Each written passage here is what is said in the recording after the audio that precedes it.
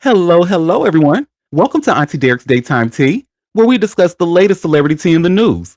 And we do it live every weekday at 12:30 p.m. Eastern Standard Time on Chatmosa. I'm your host, Auntie Derek, and today is Monday, December 15th. So with me on the mic, I have some fabulous co-hosts. My icy chili, my Libra queen, my gorgeous moon, and my favorite Taurus. Hey, y'all. Hello. Hello. Good morning. Good It's morning Kim. indeed. It's Kim Burrell. Can't you tell? Honey, let me tell you, that shit been having me screaming all weekend. But after I go over the giveaways, terms and conditions, I'll tell you how we might have to be a little careful with that.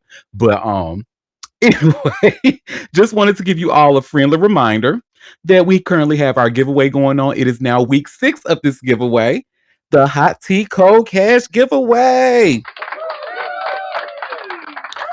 Now, for the giveaways, terms and conditions, head over to auntiederek.com/hot tea cold cash. Again, that is auntiederek.com/hot tea cold cash. Gain entries into my giveaway to win, to have an entry to win $100, be one of the lucky winners. You RSVP to every upcoming live show. You attend every live show and stay in its entirety for an additional entry. And for another entry, post about my show on your social media and use the hashtag Auntie Derek.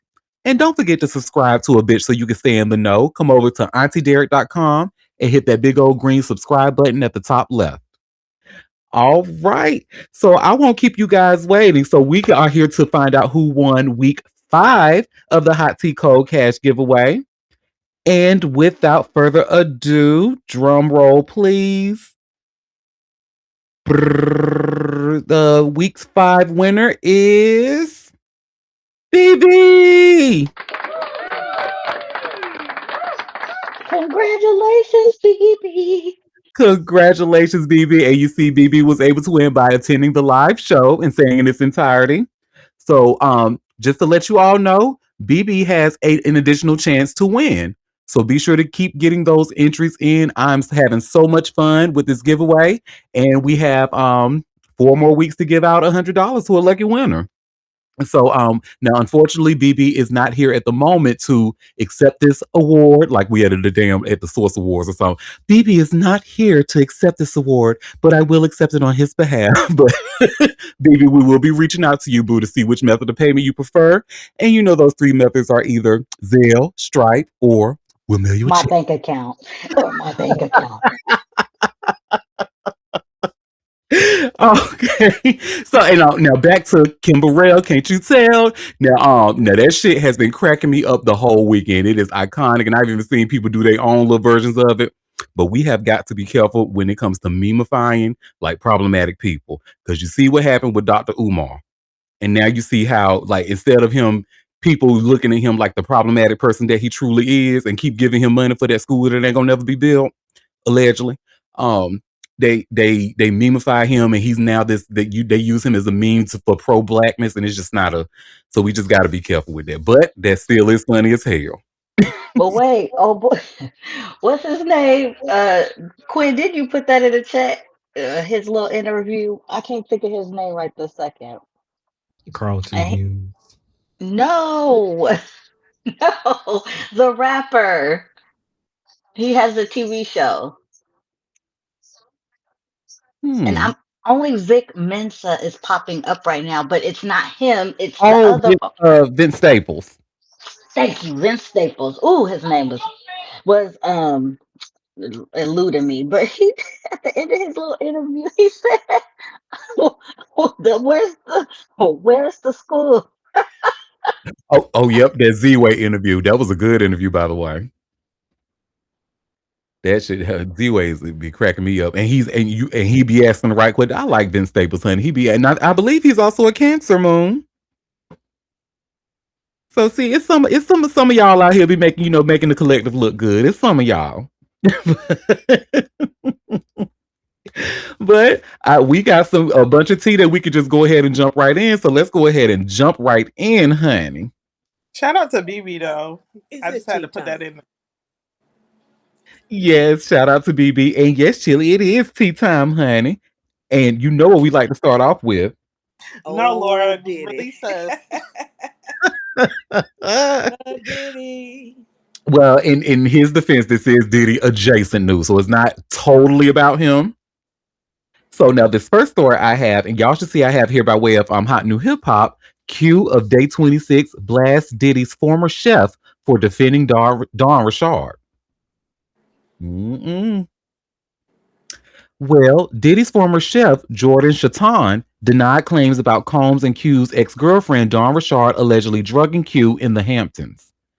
So I'm making the band alum Q of Day 26 came through with alleged video receipts after Diddy's former chef, Jordan Chaton, defended the singer's ex-girlfriend, Dawn Richard. For those unaware, Richard denied her ex's claims that she and Sean Combs drugged him with ecstasy for a ritualistic and humiliating moment on a Hamptons trip back in the day. Dawn Richard is not a liar, Chaton remarked on her Instagram story, as caught by the neighborhood talk on Instagram. I was in LA for a lot of stuff that happened. And I was also in New York and the Hamptons with Dawn and Day 26. A lot of shit. The trip where after that Q lost his mind and he was never really the same. I was in the Hamptons. Niggas actually forget how much shit that I was really around for.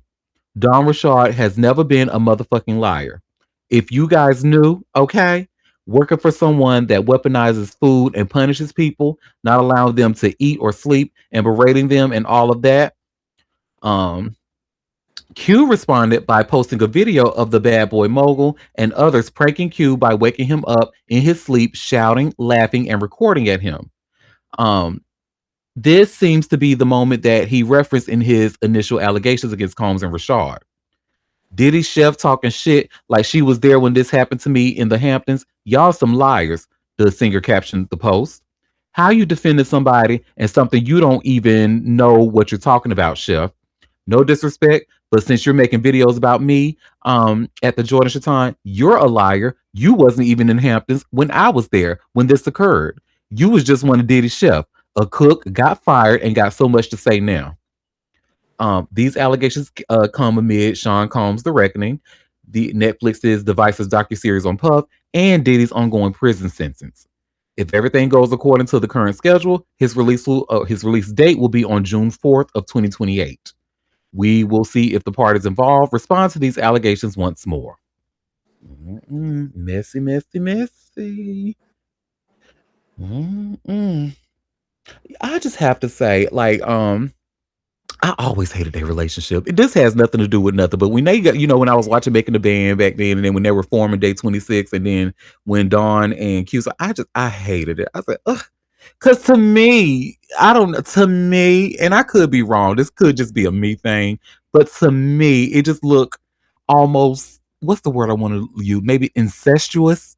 Like they look like brother and sister almost. And I'm like, what y'all doing here canoodling and fiddle faddling around and stuff? Get y'all asses in the studio and stop that shit. But Canoodling and fiddle faddling.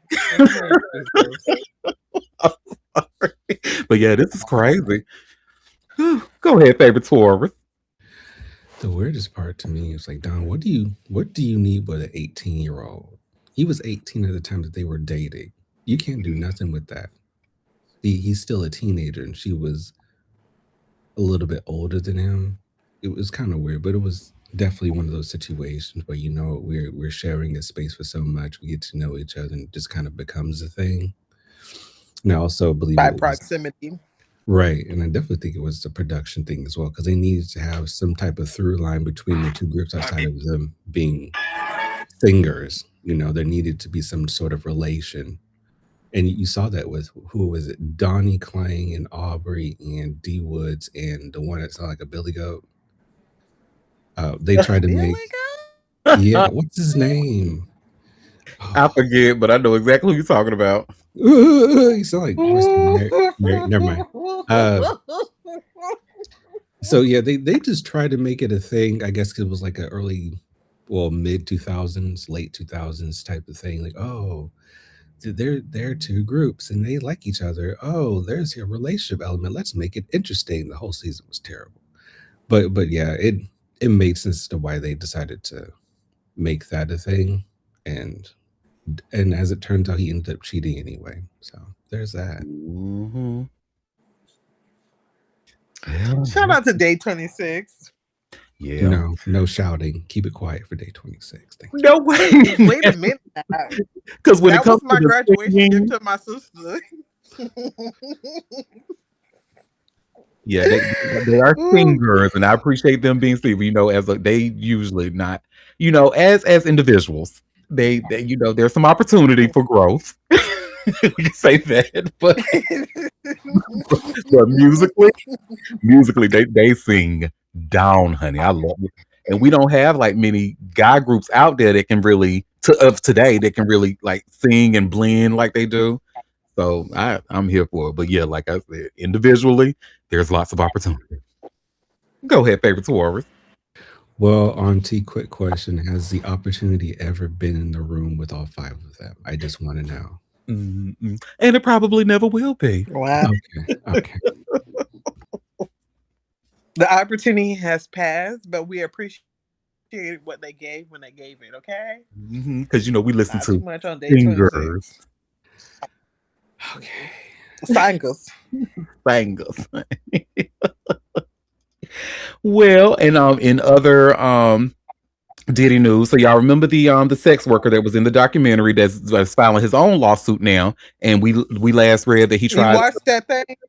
I did. I watched all four, and honestly, probably will watch again. To be honest, it's very entertaining because I'm sure it was something I missed. So, but y'all should see here from what by All Hip Hop, and it's an exclusive. Maureen Comey accused of protecting Cassie in the Diddy trial by silencing victim. So now this is actually very interesting, and y'all remember Maureen Comey is she's no longer a special prosecutor. She was fired right after this case, but I think she was the lead prosecutor on this case at the time, wasn't she? If I remember correctly. And so Clayton Howard says the Justice Department used his story to boost Diddy's prison sentence, then threw him away once the cameras were gone.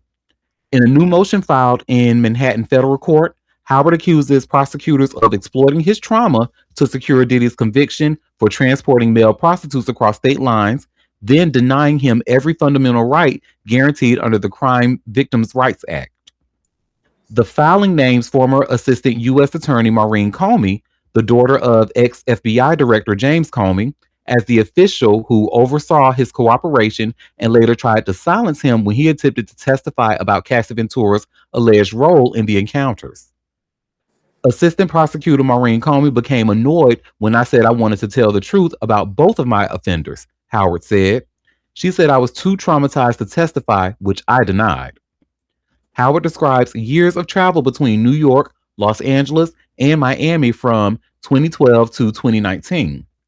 He says Diddy and Ventura recruited him through ads on Backpage.com and paid him between $1,500 and $6,000 to participate in orchestrated freak-offs during which Diddy watched while Ventura engaged with male escorts.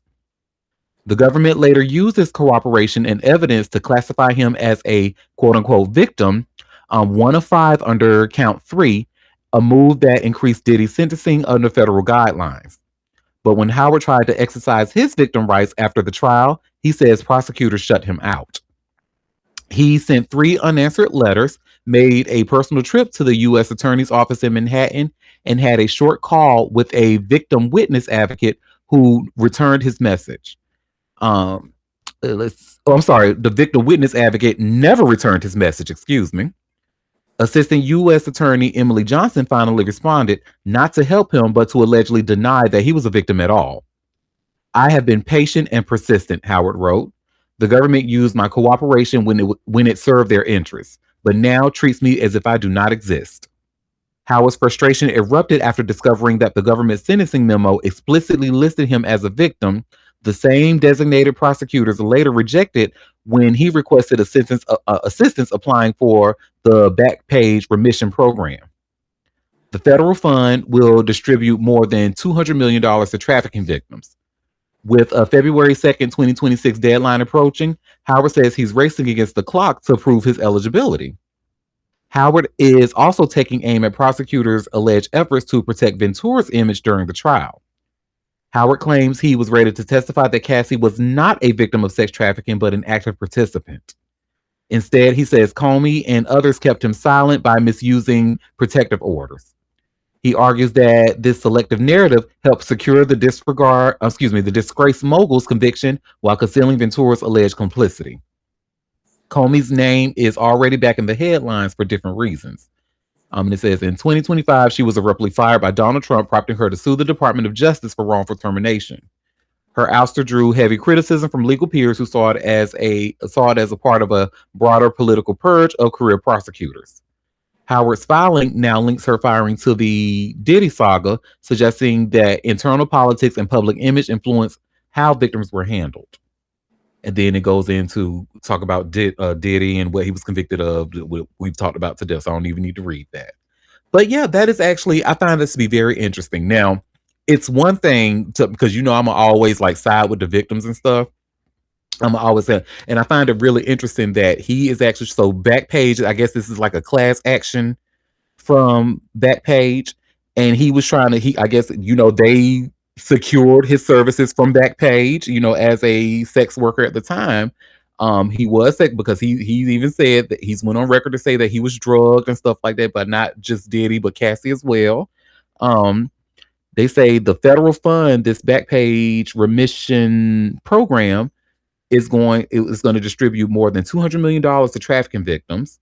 Y'all sat there and said he was a trafficking victim in court and used him as a quote unquote victim, but now want to ignore him when he's trying to cash in on that. But he says that he's trying to make Cassie look like, she's not a perpetrator or whatever. My thing with him, he kind of lost me on that when in one of his claims he said that Cassie got pregnant with his baby and didn't tell him. I'm like, okay.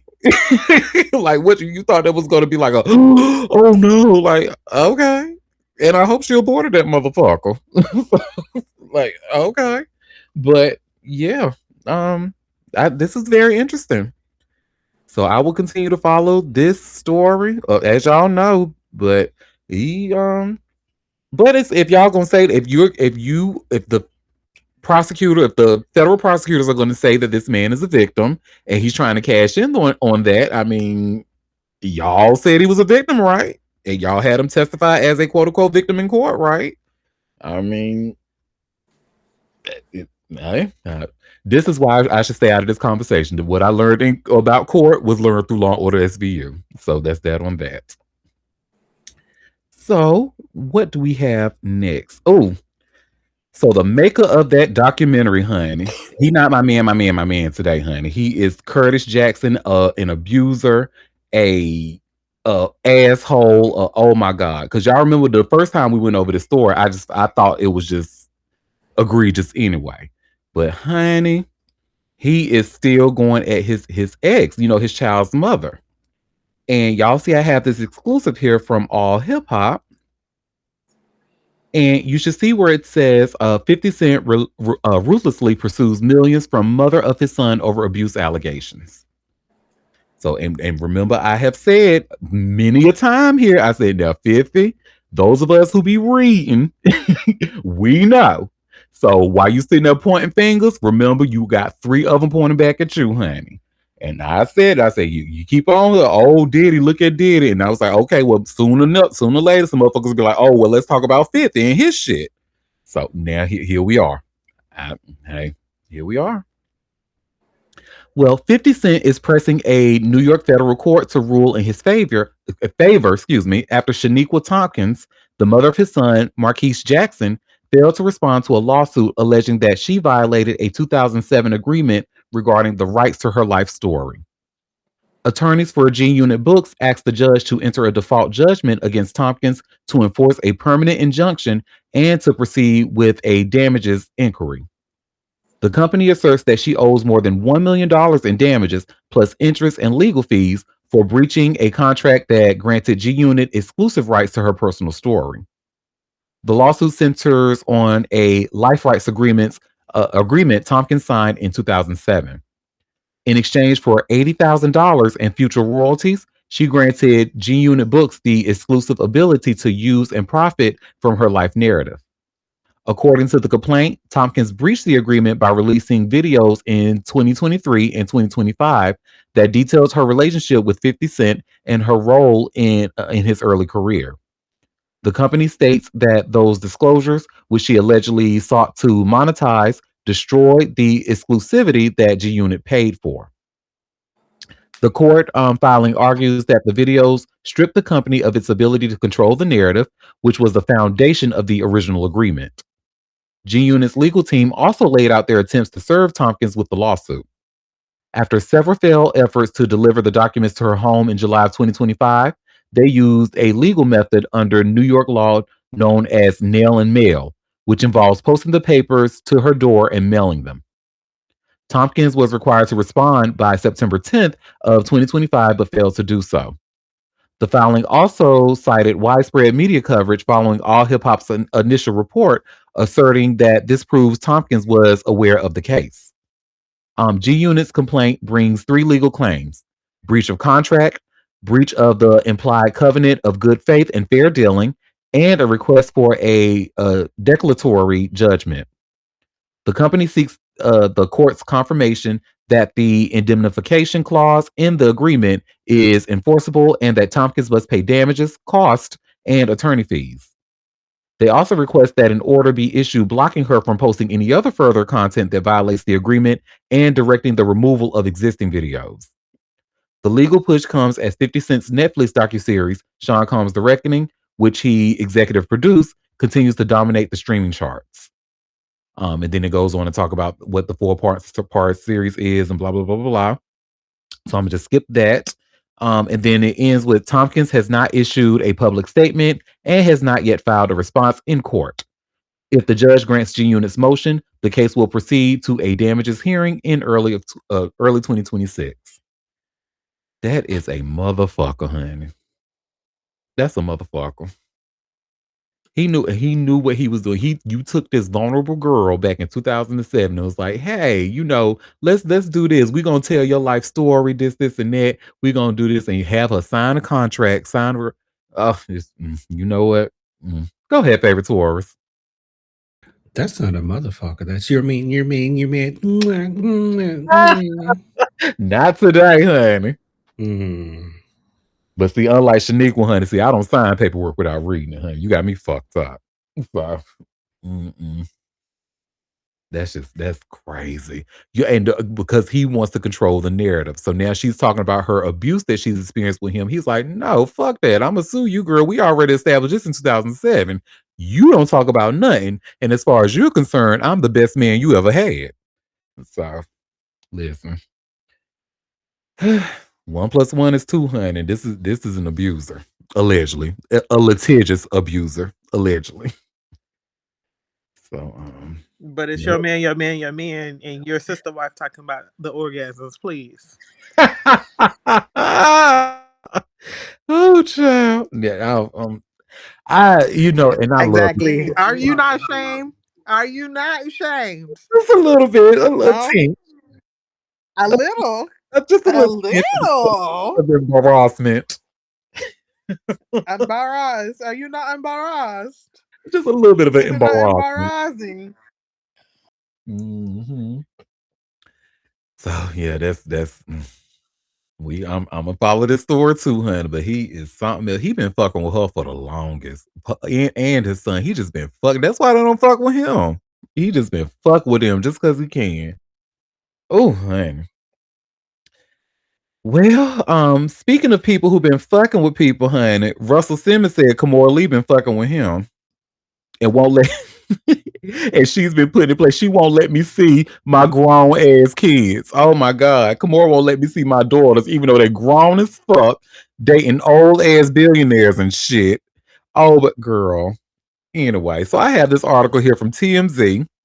Russell Simmons claims Kamora Lee Simmons is keeping him from seeing their children. Okay. So Russell Simmons claims his ex-wife won't let him see his kids, alleging she's using them as leverage to keep him from taking legal action against her. Here's the deal. Kamora Lee Simmons spoke to People last week about her exes, admitting she doesn't have a relationship with Simmons, actor Jimon Hansu, or investment banker and convicted felon Tim Leisner. Um, Kamora Lee Simmons told the outlet, "Usually I would say that I co-parent, okay, but the kids are with me full time. I'm pretty much the primary parent. It's difficult, but I don't know sometimes what other people are thinking. Guys are weird."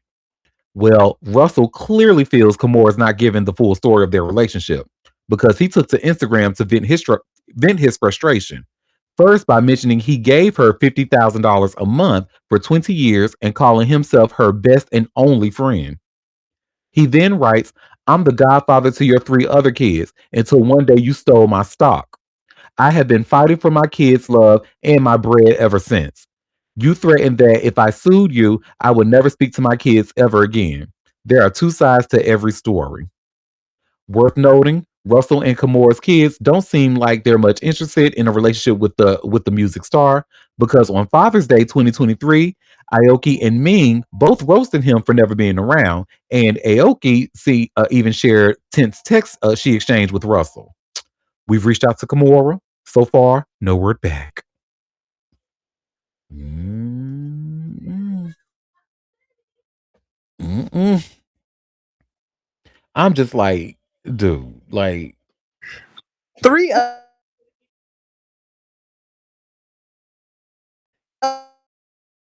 other kids. I miss them. uh, honey, mm, do you know? This relationship has always been strange to me, anyway. So I just, mm, as much as I love Ha, and I love Ha, I love me some Kimura, love Ha, but Yeah, because he groomed her. yeah, right, and that's kind of He ain't shit. yeah. Go ahead, favorite Taurus. What's interesting slash wild to me is he's attempting to play His daughters victim are following in. when he's the one that it flew off to Bali, who but claims to be innocent about some other crimes, which is very interesting to me. But now you want to play victim? Okay. Mhm. Child, I know Drew is sitting at home just laughing, honey, like good, stupid motherfucker. And she should. Drew Dixon. Shout out to Drew Dixon. I was about to say, who is Drew? But no, his daughters are grown women, and they're following in his example as what he was as a as a man, grooming women. They're following in his example. So I don't know what to tell them. Maybe if he came back from Bali, he would, be able to see them pop up or something. But he not gonna do that. And then be trying to act like he's oh, I don't be hiding, I be out in the streets. Okay, come out to the streets, without a camera. Let's see it. No better. Hmm. Well, y'all, it's time to get sad, honey. So I know y'all have seen all the news about Rob Reiner and his wife being brutally murdered by their son in their home in Hollywood. And just sad. So first of all, shout out to Rob Reiner, a favorite, like a class act, a very, very, very when it was time to stand up, he did so, and that's very refreshing to see when it comes to white men, especially white men in positions of power. It's always good to see them speak on the right side of the fight, and Rob Reiner was definitely that. He was very anti-Trump, and that's and we need much more of that. But y'all see, I just shared this TMZ article, and it says Rob Reiner and wife Michelle's son Nick Reiner arrested for murder. And Rob and Michelle Reiner's son, Nick, has been arrested and is being held on a $4 million bail, TMZ has learned. The 32-year-old is in the custody of the Los Angeles Police Department as of Monday morning, according to online records. He was booked at the LAPD jail. As we reported, the couple was found by one of their daughters Sunday with their throats slit inside of their Los Angeles home. LAPD Chief Jim McDonald said Nick is a suspect in the case and announced his arrest on suspicion of murder. Rob, Michelle, and Nick were at Conan O'Brien's Christmas party Saturday night. At the party, Rob and Nick got into a very loud argument, loud enough for many others to hear. Reiner said, Reiner family sources tells TMZ, we're told Rob and Michelle left the party. We do not know if Nick left as well. Friends and collaborators Billy Crystal and Larry David were seen leaving the couple's home Sunday evening looking very distraught. An outpouring of tributes have come in following the tragedy, including those from Barack Obama, Stephen King, and Ben Stiller, among others. Page Six was the first to report the arrest. Rob was 78 and Michelle was 68. That is just so fucking sad. And then I read somewhere where they said he did have like a long history of mental health issues, and it was at a point where Rob and Michelle felt that they have done all they could for him, and pretty much, just saying, look, he grown, and yeah, that's so sad. So may they rest in peace, Rob and Michelle. I hate that we lost such a great voice in activism and movies. Well, you know who don't hate and honey? Our stupid ass president. And I hate to even have to talk about this, but his ass had, because Rob was very anti-Trump and was not shy about saying it out loud. And you see, I just shared another link by way of TMZ. Donald Trump slams Fuck Rob him. Reiner following his tragic death. Say it again. Fuck him. Nasty ass piece of shit. Who does this? Ugh. No, bastard. Well, many tributes have poured in following the loss of Rob Reiner and his wife Michelle, mourning their passing by sharing condolences and fond memories. But stupid ass President Donald Trump took a whole other approach, suggesting Rob would still be alive if the director had been nicer to him. Donald Trump took to Truth Social to politicize the ghastly event, calling Rob a tortured and struggling comedy star. Trump claimed the homicides occurred reportedly due to the anger he caused others through his massive, unyielding, and incurable affliction with a mind crippling disease known as Trump derangement syndrome, sometimes referred to as TDS. Trump continued, he was known to have driven people crazy by his raging obsession of President Donald J. Trump, with his obvious paranoia reaching new heights as the Trump administration surpassed all goals and expectations of greatness, and with the golden age of America upon us, perhaps like never before. May Rob and Michelle rest in peace. This is a classless response. This classless response was a far cry from other celebrities, like one of Trump's predecessors, Barack Obama. And he wrote, Michelle and I are heartbroken by the tragic passing of Rob Reiner and his beloved wife, Michelle. Rob's achievements in film and television gave us some of our most cherished stories on screen. But beneath all the stories he produced was a deep belief in the goodness of people and a lifelong commitment to putting that belief into action. Together, he and his wife lived lives defined by purpose. They will be remembered for the values they championed and the countless people they inspired. We send our deepest condolences to all who loved him. Bitch, do y'all see the contrast? Oh, Girl. God. I have never in my days have I ever seen someone take someone else's death that has nothing to do with them, not even remotely to do with them, and make it about themselves. You have to be a special spawn of Satan to even conjure up in your brain the the the distasteful, disgusting things to make someone's murder about you. My God, my God, you know. I try not to talk like this, but when that motherfucker dies, I am celebrating. I'm buying a tomahawk steak. I am throwing lamb, ram, hog, mogs, everything on the grill. Baby, You name it. you name it. It's all go. I am doing a jig so hard, and I'm a black girl with no rhythm, but when I say I'm gonna jig so goddamn hard, And And I don't even like to celebrate people's death, but baby, and we have a comment, and I agree. It says Trump's response is not normal and should not be normalized. You are absolutely right. I fear. I'm sure he fears dying because he will not want to see who welcomes him to the other side. And then we have a baby. comment. Let us pray the astrologers are correct, and we won't have to deal with him much longer, baby. Okay. Look here, please. Woo, child. Go Go ahead, ahead, baby. Will.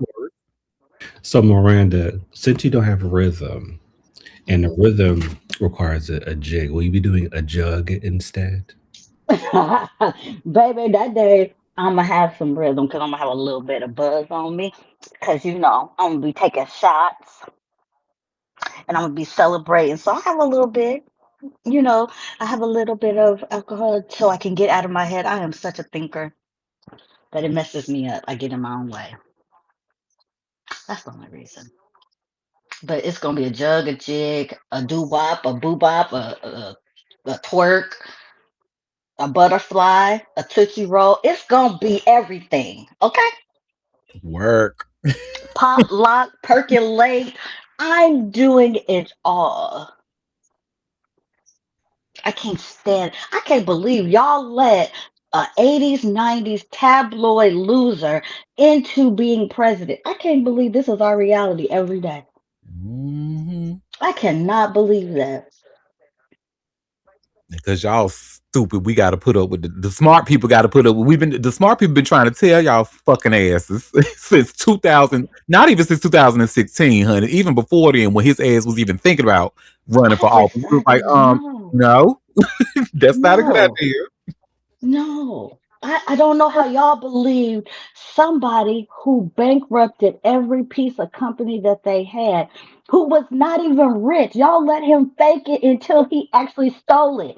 Y'all let this man pillage the fucking United States and actually make himself rich for real, for real. Girl, like Really, he was just a rich Rob Peter to pay Paul type of motherfucker. He didn't really have no money. that part. And when you say like he destroyed every business he's been a part of, you're not lying. Like who the fuck? Do you know how corrupt? Like how I don't even want to use the word dumb. Like, do you, well, but I think that's the only word I can think of. Right? Do you know how dumb you have to be to bankrupt a casino? A casino, y'all. This you The could money just is throw a casino on the block and it'd be packed out in 2 weeks. How do you mismanage that? a casino. Like what? And y'all think that's who should? Okay, you know what? Okay, He look, I did stole my part. money from people because he did Trump University. Like there is people out here telling you that he didn't pay them, that he basically took their money and didn't give them no product. Like, mm, mm, mm, mm, mm. When I We did tell our you, part, girl. We voted right. when I tell you the way y'all was so fucking low vibrational out there, mm. Baby, y'all believe that man was gonna work in your behalf? Y'all deserve whatever other scam y'all get. Y'all deserve it. Hmm. I don't care. You voted for him. You deserve every bit of scam that comes your dumb ass way. Don't fight me. Fight your mama. Oh, you can fight me. Shit, I'm an Aries son, and we always ready to go. So, hey, if you don't want to fight Moon, you can come fight Auntie. But just so you know, it's not going to be a fight. But you know, It's gonna be you on the ground because you your got your ass strong whipped. hat.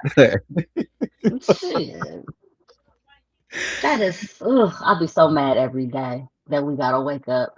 All our friends and family suffering because they can't afford nothing. Y'all let him bankrupt the damn country while him and his friends get rich. Yeah, that shit is crazy. But no, Ugh. and it's. I'm glad you brought that up, because even with like even in family, right? Because I come from a Christian background, and Hmm. a lot of people what I saw who are like still heavily into the church, they have this whole sentiment of, oh well, that's still our brother. You should. I'm over here like, no, fuck that. You sitting Who there with said all that? that, Yeah. honey. I don't want to say no names on a recorded line, but trust me, honey. And you better be glad I'm nice enough to not say your name because even I told you to your face that was some bullshit that you was saying. So yeah, then I'm like, no, girl. I said because this is not because her thing was how can you sit there and not want to talk to somebody just because of a difference of opinion? I say, oh, because that's where you fucked up. It's not a difference of opinion. Like Okay. we passed opinions now. An opinion is That part. like, oh, I love a McRib, even though I haven't had one in a while. Free Palestine, but and you could say, oh, I think McRibs are nasty. That's an opinion. Oh, but you saying, oh, I think you don't deserve anything. I think you don't deserve access to money, food, your house, or anything because you're black. No, baby, that's not an opinion, honey. That is racism. And we need, Hmm. and you sitting there just trying to make space for people who fuck that. And I'm like, Mean you no, harm. That's crazy. I see, and that just let me know. Well, I'm gonna let you go after I say this, but this let me know who your ancestors were. Your ancestors was them coons that was telling on Harriet Tubman. Them is your people. That's the spirit that come over you. Because how are you condoning any type of racism and then trying to use Christianity? I'm sorry, that's not no. Mm-mm. I rebuke that in the name of Jesus. How that part. about that? Go ahead, Will.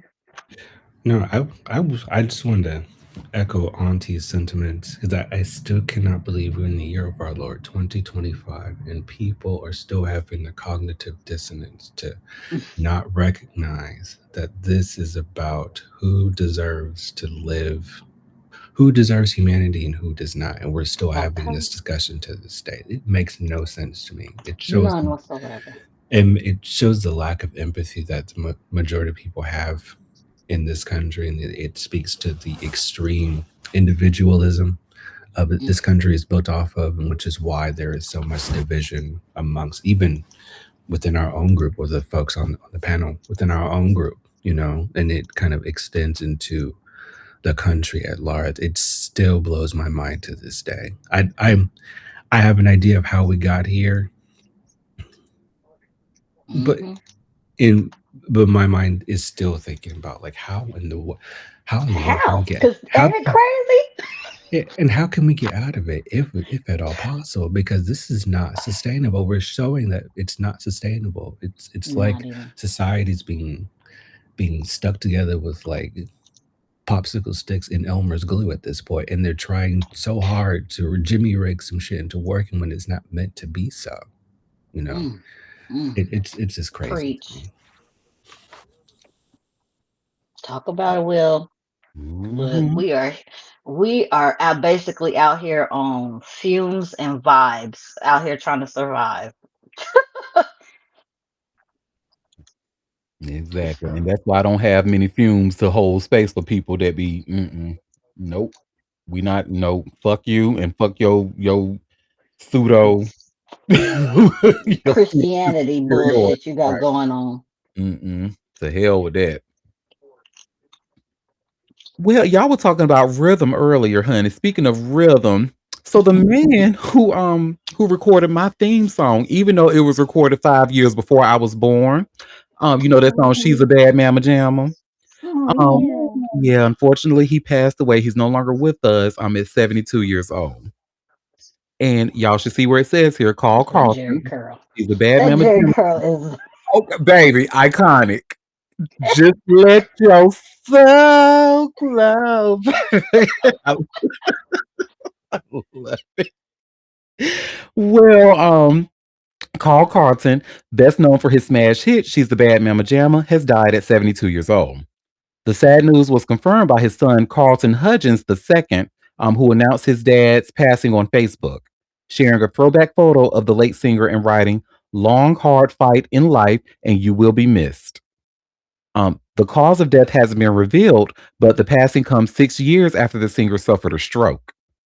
Carlton launched his music career back in the 60s, later hitting the Billboard Hot 100 Top 10 in 1974 with his cover of Everlasting Love. He's best known for his 1981 classic, She's a Bad Mama Jamma, which earned a Grammy nomination and went on to live forever in pop culture, popping up in movies like Miss Congeniality 2 and TV shows like Friends.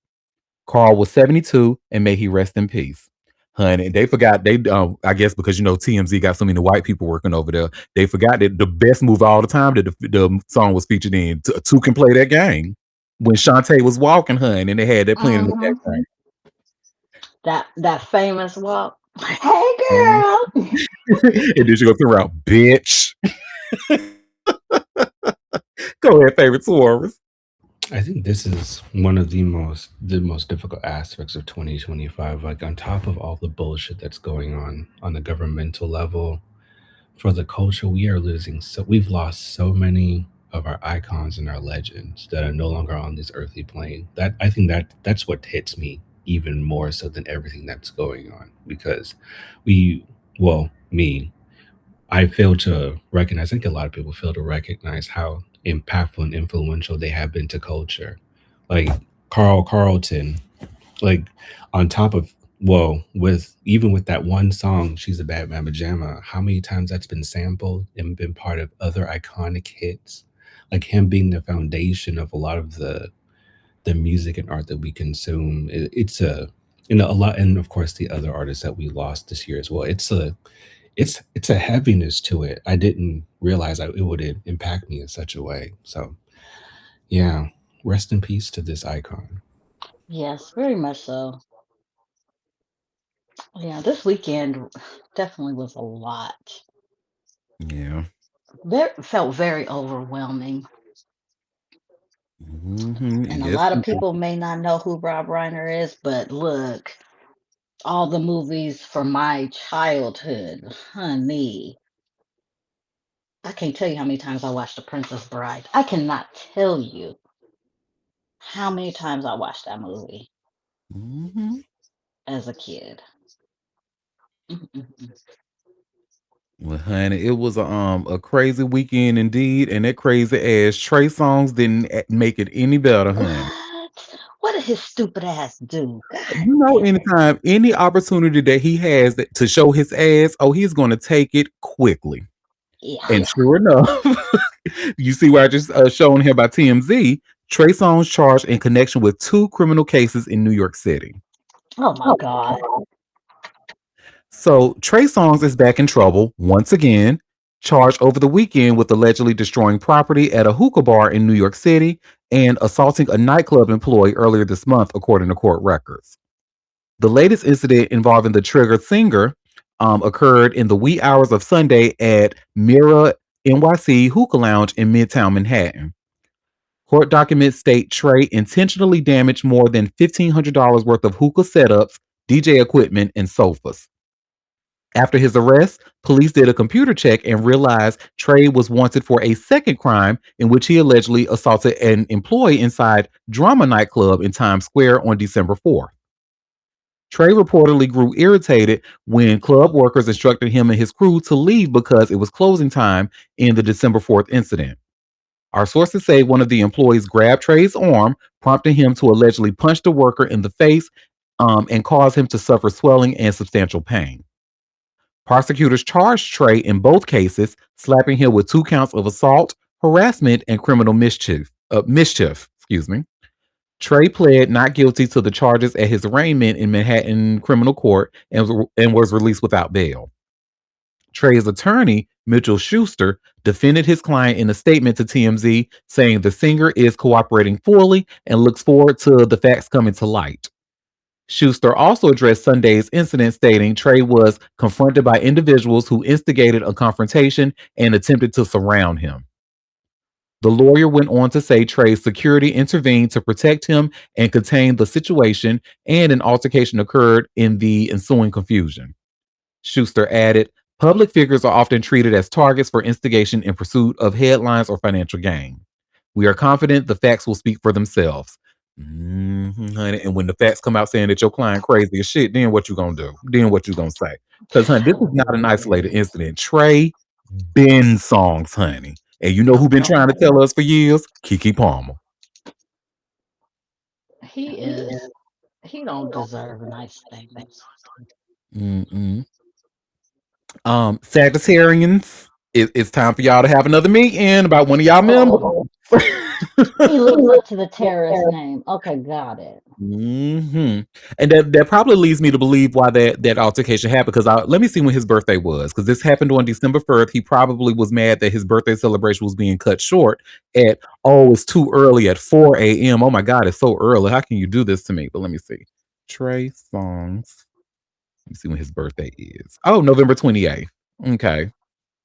So still so But that's around. still that's right there in the pocket. That was the same weekend, ain't it? Yep. So that's what leads me to believe this is probably he got probably upset that his birthday celebration was then dude Oh, grabbed his arm and he said whop oh, straight. Thursday was on a. I mean, the first was on a Thursday.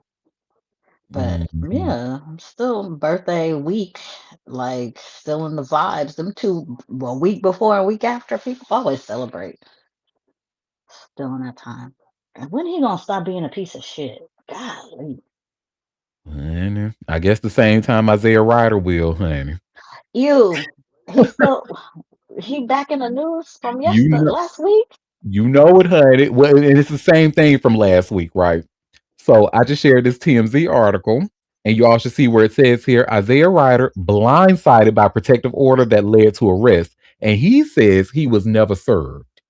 So remember the last time that we talked about him, we learned that he was arrested. Well, and that just does start off by saying he was the one who filed for divorce from his wife back in what was it, November of last year. So what Hmm. he's saying is that the wife is getting a little vindictive and just doing stuff. So she allegedly had a protective order against him, with her and her son for him Hmm. not to come around. He was never served that paper.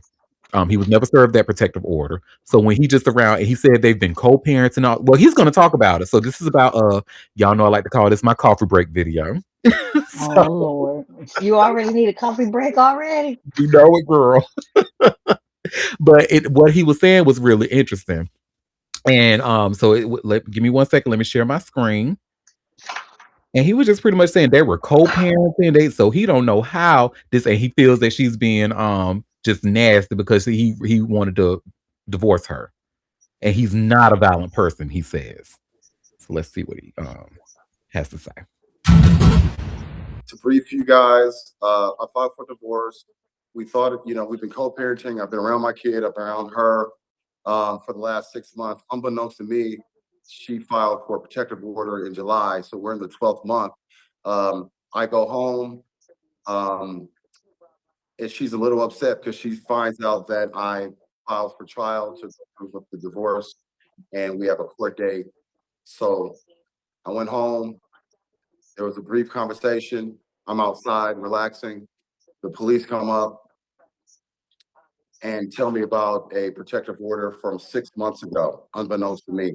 And this all stems from her being upset about me getting divorced, filing for divorce, going through with it, and really trying to play games with my kid and trying to keep him away from me. And for the last 6 months, during this so-called order, we've been together, we've co-parented, we've taken our kids to go work out, we've taken our kids out on outings.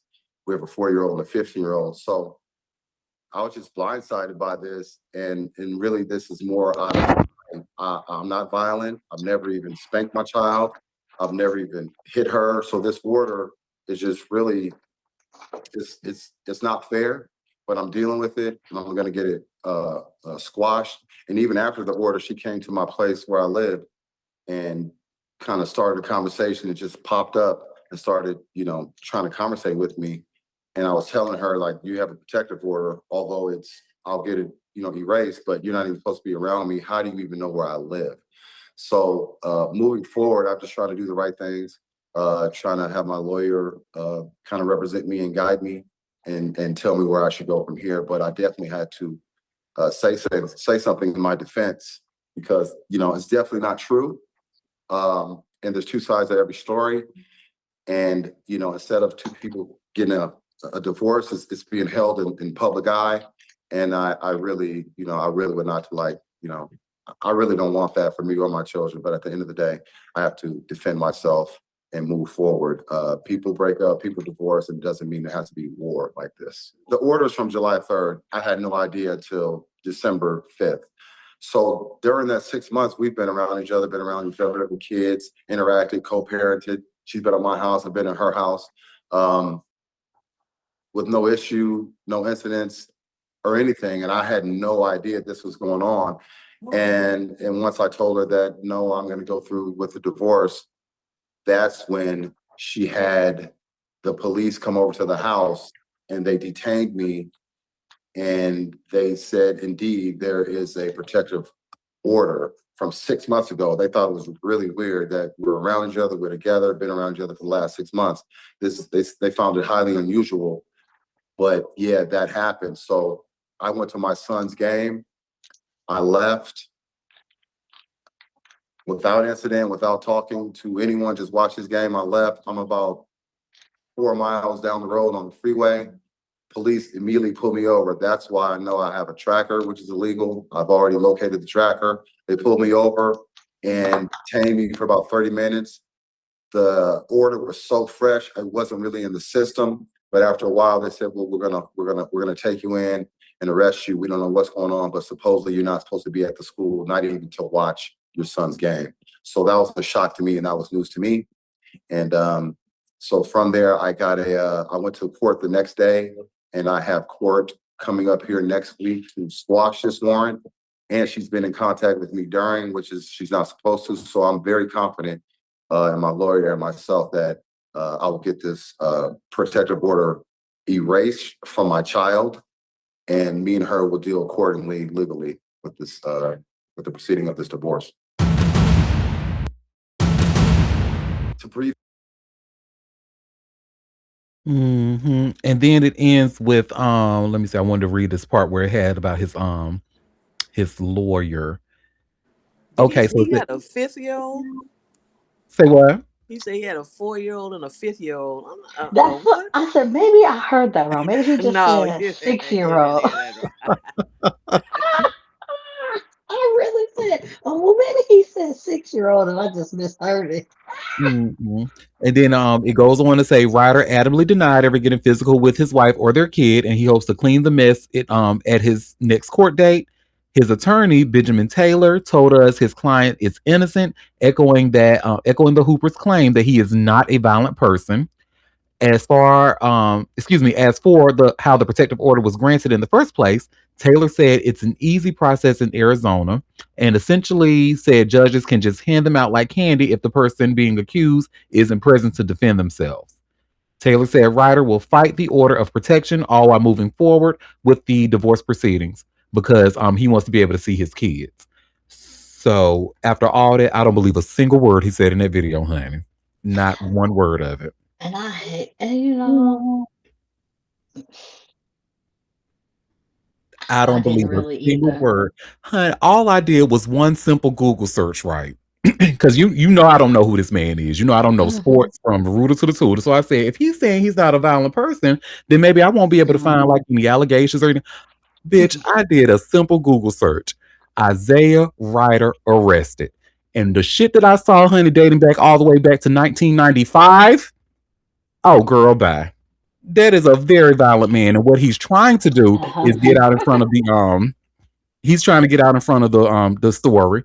He tried to file for divorce first because he didn't want this wife coming out and saying, you know, he been beating her ass for years, allegedly. And then now he's trying to make her seem like and then the 15-year-old who plays sports, that tells me everything I need to know. The fact that you ain't even defending your sports player, that your legend of a father who's played sports just like you do. Oh no, baby. Something already 1 + 1 is 2, y'all. And this is not equaling 2 to me. But I said, boy, I was sitting there listening. I said, well, he really tried to sit up there and sound like I am such a victim. He really put on his best white woman voice.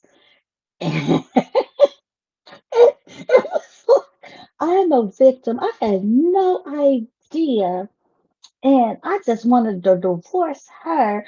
And now she's being crazy. Hmm. Oh, well. I can show y'all. Let me see. In fact, I put Isaiah Ryder arrest records. That's exactly what I typed into Google. And let me just show y'all what popped up. You know, you have the little AI summary at first, but we ain't even gonna read that. You just go down to the damn articles they got, child. Here's one from Fine Law. Domestic violence order against former girlfriend. This was in 29, well, in 2006, but this was reported in 2019. He was arrested in Gilbert. One count of interfering with because he does have a lot of drug charges on his, so that we, busted for marijuana and stuff. But no, there's also some history of violence in there. So for him to sit there and tell us that he's not about, look, the rape stars, his stars rape charge was dropped back in 1996. So even though it was dropped, there was still a rape case that had to have been dropped. Like, so for him to tell us that he not lying to us like that, you don't say that and lie through your teeth, and that tells me all I need to know, that you're trying to get in front of this store because she about to let that chopper sing on his ass, honey. And why the fuck you think she was trying to be around your ass to serve you them damn papers for a 6-month period? Because she was trying to see how to squeeze it in without getting her ass whooped. Are you kidding me, girl? Bye. You ain't telling me nothing. I know your kind. Allegedly. So there's that on that, honey. Ooh, I always love talking about Dame Dash and his money. You mean lack thereof? Or lack thereof. So his shit starting. His shit about to get auctioned, honey. They about to put his shit in the auction, honey. Girl, y'all see I just shared this exclusive with All Hip Hop. Damon Dash film empire set heading for auction as 2 states chase millions. Not 1, but 2 states, honey. So Damon Dash is set to watch his film catalog hit the auction block in New York City on December 30th of 2025 as 2 states scramble to collect millions from his $25 million bankruptcy case. A federal judge authorized the United States Marshal Service to sell copyrights tied to Poppington LLC, Dash's media company, including titles like Honor Up, Too Honorable, and Welcome to Black Rock. The court-approved auction follows years of litigation and mounting debts, including a $4 million defamation judgment awarded to filmmaker Josh Weber and Muddy Waters Pictures. The films, including Honor Up, which is executive produced by Kanye West and features Dash, Cameron, and Stacey Dash, are now part of a public sale ordered by Magistrate Judge Robert Lehrberger. The minimum bid is $300,000, but the final price could increase depending on interest. Dame filed for Chapter 7 bankruptcy in September, listing $25 million. It says $73,520.58 in liabilities and just $4,350 in assets, according to court records reviewed by All Hip Hop. I believe we talked about that here on this show. His debts include $19 million in unpaid taxes, nearly $400,000 in back child and spousal support, and multiple civil judgments dating back more than a decade.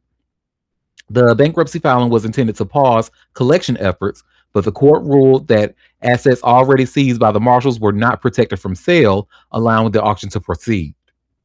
Now, both New York and New Jersey have stepped in to claim what they can. The New Jersey Division of Taxation filed a secure claim for $3,996,830.62, backed by a statutory lien on all of Dash's property and earning 10.75% interest. Damn. Meanwhile, the New York State Department of Taxation and Finance filed a competing claim for $8,668,450.51 in unpaid income taxes. Both agencies submitted their claims before the auction, positioning themselves to collect first from any proceeds. Creditors like Weber also have the option to credit bid their judgments, meaning they can claim the film's rights in exchange for the debt Damon Dash already owes them, potentially leaving little for other creditors. This isn't Dash's first court-ordered liquidation. In November of 2024, he lost his 1/3 stake in Rockefeller Records after failing to pay an $823,000 civil judgment to Weber over the film Dear Frank. The auction, held in Manhattan, drew a $1 million winning bid from an anonymous representative of the state of New York, which used the purchase to help recover part of the $8.7 million in back taxes Dash owed. This a lot of motherfucking money. Child. Good And God. and y'all be wondering why Jay-Z do Dame Dash like that? Cause that bitch was gonna take down everybody. That's a lot of Mhm. motherfucking money. Like I am never Look, going to see that amount of money in a lifetime. and Like, he ain't seen it again either. well, He knock on has wood. Who knows what discredited himself so bad and just ugh. that. Why Jay-Z do Dame Dash like that? Cause he ain't worth shit and ain't got a pot to piss in and a window to throw it out of or teeth to chew on it. So And the little pot that he did have, honey, about to get sold at the auction. So yeah. And then mad because 50 Cent and she up here got me defending 50 Cent and Cameron. Oh Lord Jesus. um, I'm like, honey, you better be glad somebody bought that. You didn't have no rights to it, you lost it. Up there Mhm. trying, I'm gonna sue. No, you not. No, you not. You ain't got no money. Mm-mm, mm-mm. Go on over there with your raggedy ass cousin. Both of y'all need to go over there Oh, in honey, she a timeout. white woman now. She not let him say, she can't have that hood nigga shit at her house now, honey. That is a white. She is Mm-mm. They living out need to that white link woman up because she ain't got no money. He ain't got no money. They need to take care of each other. dream. I'm sorry, she's white now. White people, they don't have cousins. They don't do well, whatever. She that. need to take him in. They can be terrible together. Hmm. Child, I showed my brother. I showed my brother a video because it was a video of her that she posted dancing that came by my reel. So before I tap the ellipses and put not interested, like don't show this bitch on my damn timeline no more. But before I did that, I showed it to my brother. I was like, "You see this?" He was like, "Who was that?" I said, "Sexy Dash." He said, "What?" Took my phone to take a closer look just to make sure I wasn't lying. I said, "Yes, honey. You see, she a white woman now." Ugh. Ugh. Mhm. Disgusting. Disgusting. They Well, just gone over there and time out together. White woman and and the wanna be guy. white man. Oh, allegedly, because he liked the suit too. He ain't even got nobody to get a lawyer. He could be quiet. Well, I got 3 more stories left Oh, already? already. Okay. So, Libra Queen, out of curiosity, Curiosity killed the motherfucking cat. And no, we don't. well, you might know this person because he's a Miami rapper. So, have you ever heard of Baby Smooth? Oh, Who? I need you to be FFR, Auntie. Who? What? Who is oh, that? well, honey, he's somebody, honey, that is in jail now, honey. Uh-oh. And you see why I just shared here by way of TMZ, rapper Baby Smooth arrested in Miami on drug and weapons charges. Mm. So, and he's not a Miami rapper, by the way. He was just arrested in Miami. He's a Detroit rapper. So, Detroit rapper. Again, BFFR. I was just wondering, Thank you. if you had your street, ears to the streets. No, no, no. Don't do it. That's a Detroit nigga. Or how you say it? Nigga. Milk. Okay? And Detroit got some fine ass knuckles. Them knuckles. No, they do be having now that I'm not gonna hold you. Chicago and Detroit be having some winners out there, boy. I think it's in the water. Could be.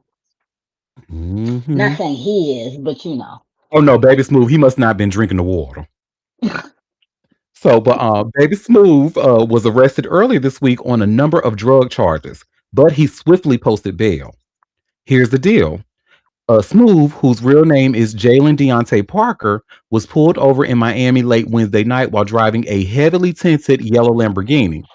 Police say in online records. When the officer from the Miami Police Department approached the posh car, they observed a cloud of smoke and a strong odor of marijuana. The officer also noted a black handgun under the driver's seat, and at that point, all occupants were asked to exit the vehicle for the officer's safety. How how do you see a handgun under the seat? Because he black, that's how. How, And they believe how do you and they're reading that police see report. a gun under the seat? They believe each and every word written in them police reports, honey. Oh, okay. Huh. So, and they told him he saw the gun, with his X-ray vision under the seat, and told him to get out the car for his safety. But anyway, Ah, okay.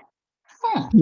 police say the musician and two passengers were swiftly arrested because they were not legally allowed to possess any firearms, and the gun was readily available for each one to grab.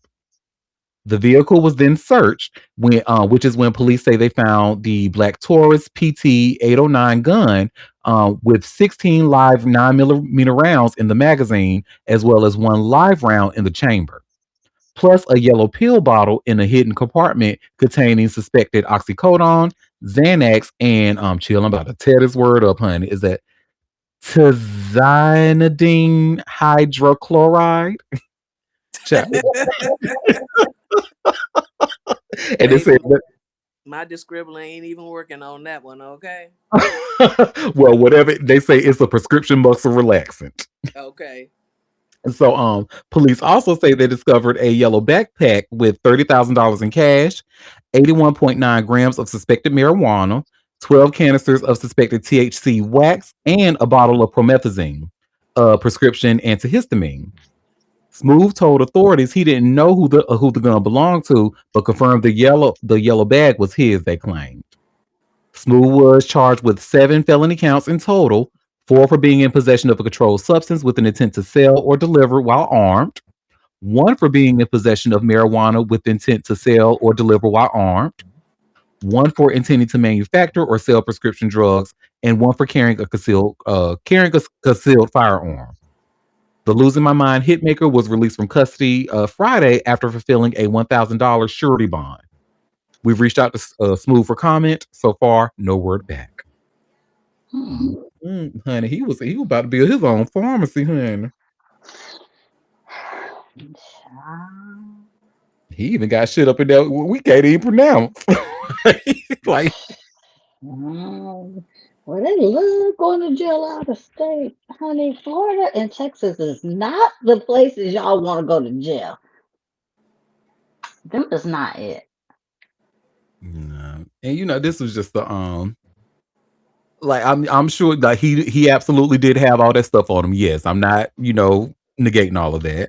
But I mean, the police wanted to fuck with him. Let's call it thing. They saw a bunch of niggas in a black Lamborghini. Oh, jackpot! These niggas got to have some drugs on them, and just luckily for them, they And a did. gun. And a gun. With the Yep. X-ray vision. Honey, you Oh, saw what? Where? When? Okay. So yeah, that's that on that. But he ain't bothered. He got out. He was like, all right.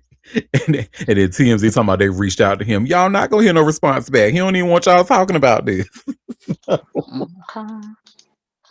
Don't you be this crazy. We don't even be knowing their music, but we know their little rap sheet before they even be out here. For real, for real. Mhm. That's crazy. Which I'm sure is about to be the same thing for this next person that we about to talk about, honey, a Philly rapper. Oh, And to be completely honest, I can't even pronounce this young man's name. I think it's pronounced Bloomberg Eared. I think it's pronounced Bloomberg Eared, or maybe Blumberg Eared or something. But honey, long story short, whatever they want to call him, he's the hitman. He done killed, not he done, another hitman. baby, he is the whole hitman for the gang, honey. Done killed 3 people and had a nerve to release a music video all while it was going on. This all happened out of Philly. And we're actually about to watch a news article about it. So give me 1 second. Let me share the link from All Hip Hop. And you should see where it says here, Philly rapper busted for 3 murders as gang hitman. So baby, he multitasking, honey. He is. You know what? Look, all them transferable skills, honey. I'm just like, well, wow. Like, what? Why that be on? Why they be recording the confessions? Oh my God, these children. So, now what happened to the news article they had in here? So it looks like it's not in this, but no worries. We're gonna find because I wanted to actually see that. Um, here we go. Here we go. I think this is it. Yep, this is it right here. And let me share my screen. This is from actually Fox 29. I believe this is out of Philly. And this is the news article that I saw. Oh, no, it's not. Sorry, no, it's not. My bad, y'all. Give me 1 second. Let me find the one that I watched. Where in the hell is that? Why shit don't anytime I want to show y'all something? Oh no, it don't mess up on the Diddy ones or the 50 Cent ones, so I don't know. Oh, here it is. Here it is. Look, why these kids be dry snitching on 25-year-old themselves? Tyrone. That's so weird. It's stupid. Okay, let me make sure we good on volume. Sorry. One of Philadelphia's most wanted criminals is off the streets. 25-year-old. What the hell is going on with this video, child? One of Philadelphia's most wanted criminals is off the streets. 25-year-old Tyrone Jones was formerly arraigned on murder. Sorry, y'all. Let me refresh this. I don't know why it's looking like this.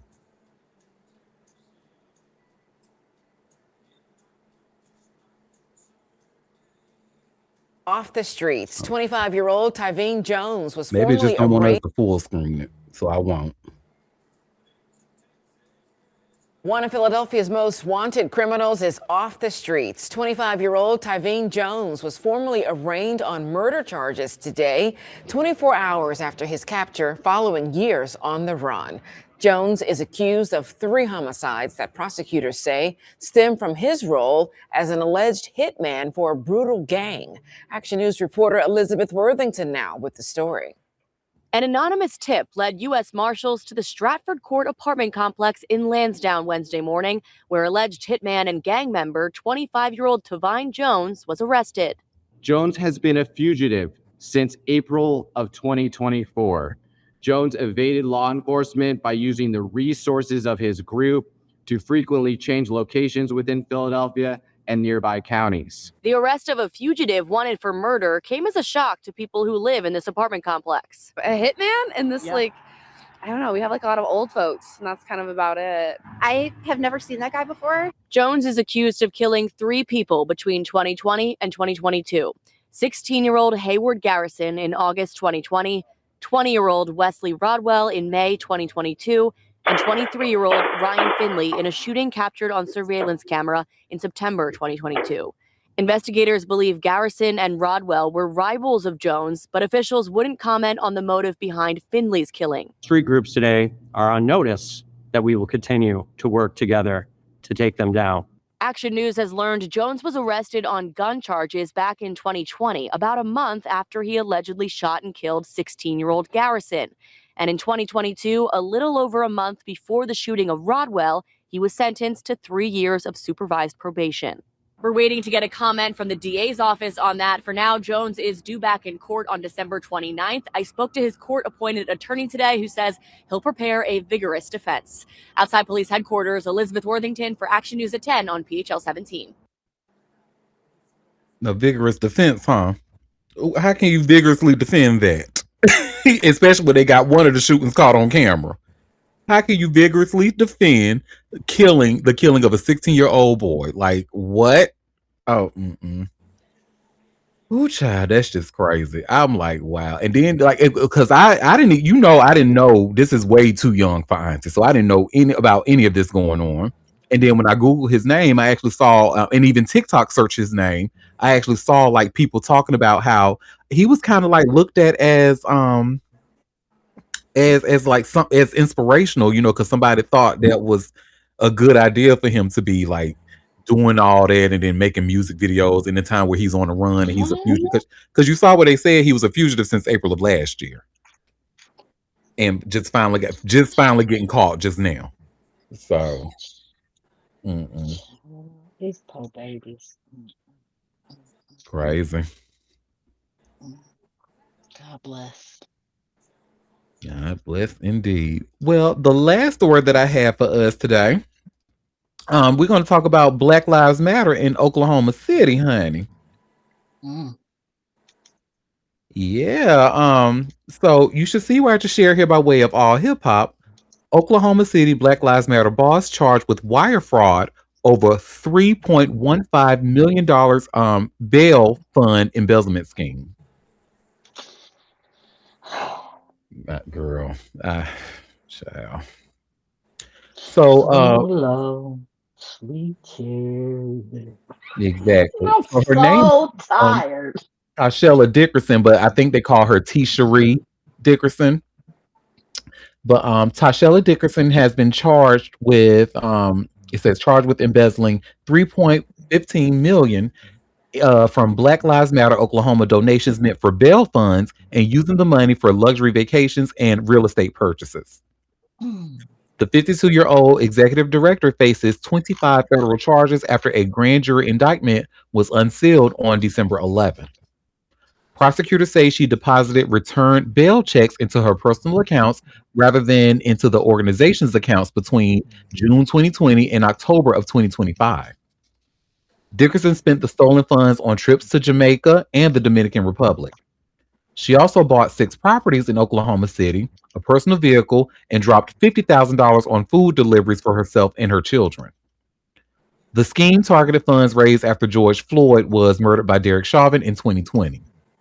Black Lives Matter Oklahoma City collected over $5.6 million from online donors and national bail funds, including the Community Justice Exchange, Massachusetts Bail Fund, and Minnesota Freedom Fund.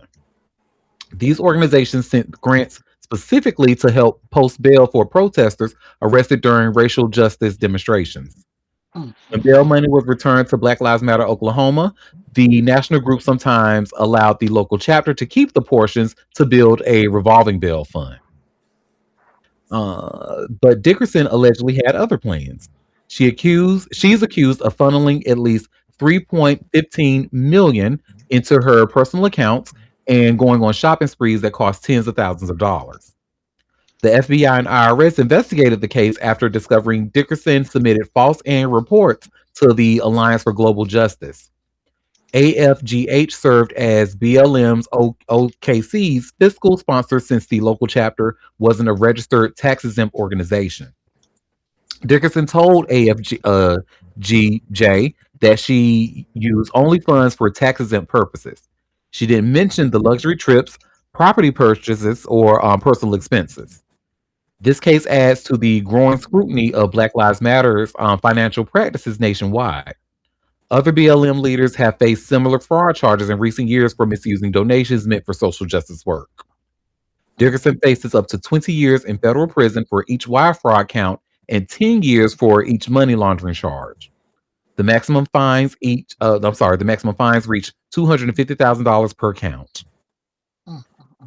I'm just shaking my head, honey. Shaking my You're head. not going to Club Fed like all the white women. Y'all, why? Why are y'all? Why? It can't just be, we're not treated like white folks. We're not looked at. So you stealing in Black Lives Matter name is only going to reflect on the movement as a whole, not as you individual as that thievery people. Mm-hmm. Like, so fucking embarrassing. Like y'all, deliver y'all from the greed. Mm, mm, mm. Yep. And even though, like, there are, I just want to make it really clear to the listeners out there. So there are some corrupt people in the Black Lives Matter organization. However, Black Lives Matter as a whole is not a corrupt organization. So let's just be clear on that. It's not, but oof, mm. You know. You know how it go. Mm-hmm. Boy. Stealing. Well, y'all, that was all the tea that I had for us today. So before we head out, did any of you have any tea that you want to share or any tea that I might have missed? No, baby, you got it all today. Let me see. We have a piece of tea in the comments says Anthony Geary, who played Luke Spencer on General Hospital, dies at 78 years old. But you Oh, may not know him. No, I don't. But rest in peace. And let me take a quick Google. we Anthony. love our soap opera people. They're funny. Mhm. Oh, he looks like what's the guy's name? That acts as Anthony Hopkins. Is that his name? Let me see. Are you gonna post this picture? Oh, I can share my screen. Uh, Because I know what Anthony Hopkins looked like. Sir Anthony Hopkins. okay. Well, maybe it's not Anthony Hopkins that I'm thinking of. Then is it? Oh, him? Oh, He yeah, died? Anthony Hopkins is who I'm thinking of. That's who he looks like, and yes, that's who passed away. That's Anthony Geary. Yeah, he does look like No, Anthony Hopkins. but I've seen it. Yes, his face is very familiar. Oh, wow. Dang, man. Oh, Dang, rest in everybody peace. dying. Condolences. Right, condolences to him and his family and friends. This time of the year is so rough. Always. Then we have another comment. Mariah Carey's "All I Want for Christmas Is You" breaks record for most weeks at #1 on the single. Well, yeah, that's just Don't it what she break does records every week? I mean, every every week, year. every year? Every year, honey. Yep. Mm, mm, mm, Shout out to that Aries queen. You know, Aries, as an Aries, we like longevity. we like things. We like things. Stick for a long time. Hits that stick like grits. you know. Look here. Good for Mariah. Good for her, indeed. They just actually showed a video of her I saw on Twitter where she was talking to some talk show host about it. This was back in the '90s before it went before it got really Before it really hit the popular. craze. Yeah. Mm-hmm. And she was talking about how she just wanted to write something that was gonna be long lasting and stuff. And I'm like, girl, mission accomplished. Yeah, that one. Because Mission that was her original song. That wasn't, oh, she didn't do a cover, right? right. Mm-hmm. Yep. Well, thank you for that tea in the chat. Anybody else have any more? I don't think so, because I know y'all already said y'all didn't have any. Well, y'all, thank you for taking time out of your busy day to come and sip tea with me. We Shout will out to BB again. shout out to BB. I'm about to go in his DMs right now to see what method of payment he wants us to send his Period. winnings. Period. And we will be back tomorrow at 12:30 Eastern Standard Time. You can make the live show. Do not Tell forget to him get those entries in. to tip his pot tender, okay? Yes. And in the meantime, you all have a fabulous rest of your day. Bye, Bye. guys. Cheers.